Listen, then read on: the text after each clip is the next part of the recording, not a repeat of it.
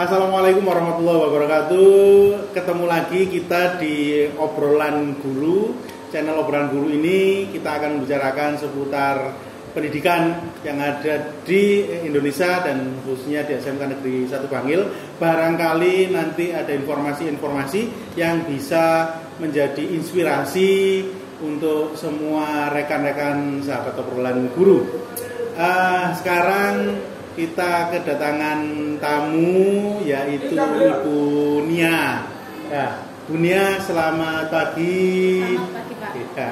Ibu Nia ini barusan dinyatakan lolos, kemarin sudah ada SK-nya Bu Nia ya, untuk pendidikan guru penggerak. Jadi beliau ini telah lolos tes. Ada apa aja Bu tesnya gitu yang jenengan lewati? Kalau di awal kita cuma daftar aja, nulis essay segitu. Oke. Itu termasuk administrasi. Oke. Kemudian kalau kita di administrasi udah lulus, ada 2 tesnya yang mendasar. Yang pertama yaitu membuat simulasi mengajar sama 10 menit. Oh gitu ya. Ada 3 ya. Simulasi mengajar sama tes. Sama administrasi ya. Yang pertama simulasi mengajar, kemudian wawancara. Oh, wawancara. Nah, kebetulan ini kita kedatangan Pak Uri juga. Monggo Pak Uri bisa bergabung. Ini saya perkenalkan rekan saya Pak Uri. Nah, beliau ini juga sama dengan Bu Nia. Kemarin sudah lolos untuk tahapan seleksi ya. Pendidikan di calon guru penggerak. Nah, Pak Uri, tadi sudah dijelaskan oleh Bu Nia. Ini Pak Uri ini beliau guru multimedia dan beliau ini adalah kajurnya ya. Sekarang namanya ketua program kalian, Kaproli. Ini Pak Uri ini kaprolinya untuk multimedia, sedangkan Ibu Nia ini guru produktifnya ya, guru kejuruan multimedia. Sekarang namanya bukan multimedia tapi DKV. Nah, Pak Uri bisa jelaskan Pak Uri, yang menurut Pak Uri dari 3 tahapan seleksi tadi, mulai administrasi, tes mengajar sama wawancara, kalau menurut Pak Uri itu yang paling butuh energi banyak itu di tes yang mana di antara 3 itu? Untuk mendaftar guru penggerak, menurut saya yang paling merepotkan yang pertama seleksi administrasi. Administrasi ya? Administrasi. Seleksi administrasi, karena itu selain memang harus persetujuan dari kepala sekolah, kemudian jadwal kita mengajar, semua itu diminta. Tapi kalau yang seleksi kedua yaitu tentang simulasi mengajar. Itu seperti biasa aja, bahkan menurut saya sangat singkat karena kita hanya diberi waktu 10 menit. Oh, 10 menit, oke. 10 menit untuk mengajarkan sebuah 1 KD di RPP. Sehingga pada saat itu saya ditanya apa kesulitannya, ya saya terus jawab waktu yang sangat singkat. Karena 10 menit ya. Cukup jarang ngajar 10 menit ya. Itu. Karena orang produktif biasanya ngajar sampai berjam-jam ya.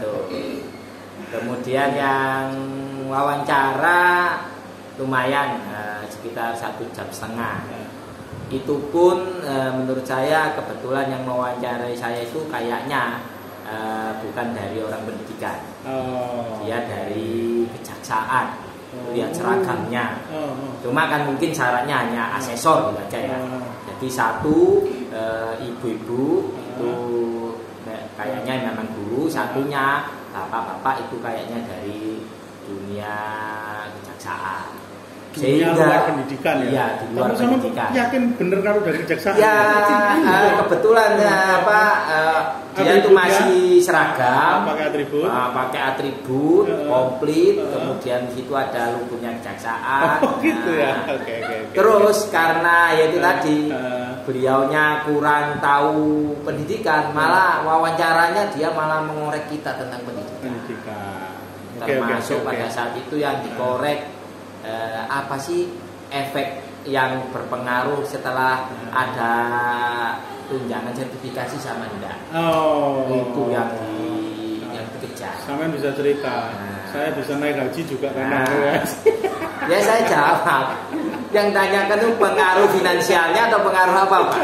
Kalau finansialnya jelas, dulu gaji kita segini, sekarang ada tambah. Jelas berpengaruh itu. Kalau pengaruh yang lain yang ditanyakan apa dulu? Kan jelas dulu kreditan sepeda motor, sekarang ya sepeda motor 2 digabung jadi roda 4. Oke. Nah, kalau menurut Bu Nia dari ketiga tadi, itu kalau yang berat kan katanya administrasi ya. Kalau yang Bu Nia yang paling seneng itu di tes yang apa? Paling seneng nih, paling seneng. Yang menurut saya sepertinya ya lebih bayangannya itu lebih terlihat mudah. Saya lebih mudah untuk melewati ya. Menurut saya simulasi mengajar. Oh, simulasi mengajar. Oke, bisa diceritakan Bu, pas simulasi mengajar itu gimana? Simulasi mengajar itu untuk 10 menit itu harus lengkap dari awal sampai akhir, mulai pembukaan, inti, memantik itu lengkap sampai penutup.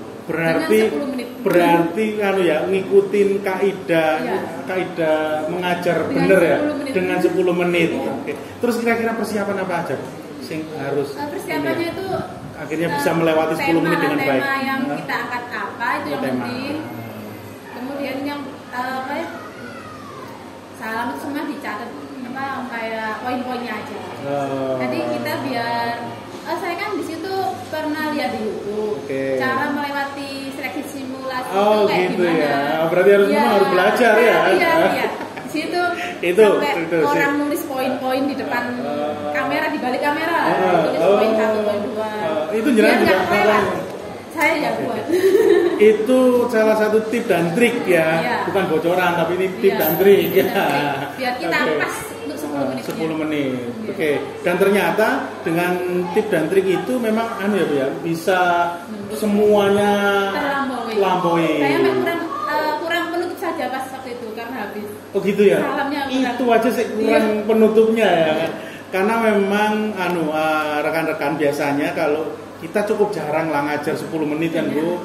Biasanya paling enggak kalau untuk guru produktif terutama itu paling enggak ya 4 jam pelajaran. 4 jam pelajaran itu ya 120 menitan ya. Enggak ya. 180 menit biasanya, sekarang 10 menit suruh simulasikan. Oke. Tapi ada bocoran tadi itu gimana supaya 10 menit terlampaui dengan baik, yaitu dengan ada panduan. Poin-poin ya. Di balik kamera Anda bisa memasang kertas gitu. Nah, kalau yang tadi wawancara, kayaknya Pak Huri ini senang diwawancarai ya karena. Kalau di Pak Huri, kenapa bisa sampai lolos lah menurut Pak Huri itu pas wawancara itu rumusan apa ya atau perlu formula apa perdukunan apa yang harus disiapkan gitu. Kalau saya sendiri sih enggak tahu kriteria wawancara itu katakan lolos atau enggak. Dan jelas kalau menurut saya selama kita bisa menjawab dengan baik, ada interaksi lah. Interaksi antara asesor dengan kita. Kemudian tema pembicaranya tentang apa aja, Pak? Tema pembicaranya kalau yang asesor yang pertama kayaknya sudah terschedule yang ditanyakan. Bahkan saya jawab itu beliaunya kayaknya condong ke membaca pertanyaan yang kedua. Yang selanjutnya ya. Itu yang dari kejaksaan. Bukan. Kalau yang dari kejaksaan terbuka ya. Malah dia menggali sebanyak mungkin sampai seperti itu. Iya. Bahkan di terakhirnya diingatkan sama Pak, waktunya tinggal 5 menit. Oh gitu, saking semangatnya bertanya. Dan Pak Huri karena memang tipenya Pak Huri ini semangat menjawab ya kan ya. Semangat menjawab. Jadi gini bisa panjang penjelasannya itu. Oke. Nah, Pak Huri, pada saat proses wawancara tadi yang Pak Huri rasakan ini sangat bermanfaat ibaratnya untuk pengembangan Pak Huri sendiri, atau ini kalau teman-teman ikut ini cukup bagus ini. Nah, apa kira-kira waktu itu? Ya malah saya pertama itu ditanya apa motivasi Anda mengikuti jadi guru penggerak. Saya sedikit selengean jawabnya. Saya sih ikut teman-teman aja. Malah dia kok bisanya gitu ikut teman-teman? Ya karena pertama saya tahunya guru penggerak kan dari teman. Kemudian dari teman yang sudah ikut, itu saya cari informasi apa sih kelebihannya guru penggerak. Ternyata katanya di guru penggerak ini nanti banyak modul-modul kok yang bagus, kemudian kita dibimbing gitu lah. Karena itu saya termotivasi, berarti nanti banyak ilmu yang bisa saya terima. Nah itu yang saya ingin. Aslinya kalau motivasi yang lain, terus terang kebetulan juga saya kan sekarang lagi melanjutkan S2 ya, malah tambah sibuk. Oke. Tapi karena itu tadi dari teman-teman kok enak ya, kok banyak istilahnya banyak ilmu lah nanti yang kita dapat, sehingga saya jawab gitu. Apa itu menjadi kriteria lulus atau gimana? Tapi mencengangkan memang. Pertama ikut-ikutan, tapi ternyata setelah ikut-ikutan, ikut-ikutan karena di situ banyak yang bagus yang harusnya saya juga tahu. Ya itu ya bagus itu Pak, enggak ikut-ikutan namanya ya. Oke. Nah, sekarang untuk Bu Nia yang terakhir, Bu Nia, pengalaman dari tes sekian mulai yang ketiga-tiganya itu menurut Bu Nia kira-kira ini memang seorang guru itu harus pernah merasakan itu atau gimana Bu? Minimal artinya ginilah. Yang Ibu dapatkan dari 3 tes itu apa sih? Ini masih tes ya, belum diklat kan ya? Ya, oke. Ya, lebih ke itu ya apa ya? Semacam atmosfernya kan beda. Usahanya kita beda. Tergantung masing-masing. Jika guru tersebut ingin apa ya?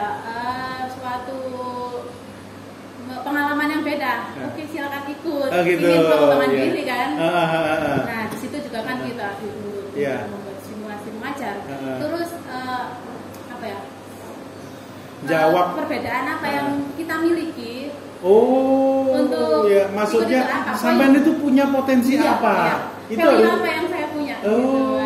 Harus diungkapkan, harus digali. Harus tersampaikan ya. Biar tahu ya. Biar apa? Waktu itu Ibu apa? Ditanya kelebihannya Ibu apa? Saya di situ kan kembali lagi ke bocoran ya. Saya suka lihat di YouTube. Bocorannya kayak ada bocoran lagi. Coba. Itu apa yang membuat Anda berbeda dengan orang lain untuk mendaftar guru penggerak? Di situ saya ngangkat, saya ikut sebuah komunitas di luar pendidikan. Komunitas di luar pendidikan. Saya di situ ada komunitas parenting di luar pendidikan yang ruang lingkup nasional, skala nasional. Ya itu saya ceritakan di situ, saya ceritakan kayak ini. Terus pengalaman Anda apa aja di sana? Dengan saya yang tidak mengerti apa-apa tentang parenting atau organisasi yang seperti itu. Nah, saya belajar di sana ya semacam scheduling agenda, meng-hire pelatih pengisi acara gitu. Semuanya sama anggaran-anggaran itu semua berada di situ. Jadi intinya kalau yang pingin lolos di wawancara, itu harus tahu dulu apa yang beda dan potensi apa yang pernah dimiliki, sehingga rekan-rekan kalau mau ikut tes silakan mempersiapkan itu supaya tadi tidak kelagepan dan sudah disiapkan. Saya punya ini. Kalau Pak Uri paling ya banyak ya. Terus tidak perlu disiapkan kalau Pak Uri ya kan. Semua kegiatan mulai RT RW takmir semua katut ya kan, jadi tidak usah dipersiapkan. Yang disebutkan saya selalu menguping di situ. Pak Uri ngomong apa ya? Memang banyak sekali yang disebutkan Pak Uri. Memang lain. Nah, jadi teman-teman rekan-rekan kalau misalnya beda ya, ada yang memang sudah biasa aktif atau tidak. Nah, kalau yang biasa aktif ini tidak masalah. Tapi kalau yang belum harus dipersiapkan. Walaupun sederhana, tapi itu adalah bagian dari potensi yang dimiliki. Bisa digali. Nanti bisa menjadi poin untuk dirinya. Oke. Mungkin itu dulu. Terima kasih hadirnya Pak Uri, terima kasih Bu Nia. Jadi rekan-rekan, kita tadi sudah membicarakan tentang tes begitu ya, tentang seleksi untuk calon guru penggerak, dan ini pengalaman real, barangkali ini memberikan motivasi untuk semuanya. Jadi persiapkan apa-apa tentang tes ini sehingga panjenengan bisa lolos ke tahap berikutnya, tahap habis ini pelatihan berarti ya. Oh, langsung pelatihan. Terima kasih atas perhatiannya. Saya akhiri. Wassalamualaikum warahmatullahi wabarakatuh. Ya, makasih Pak Uli.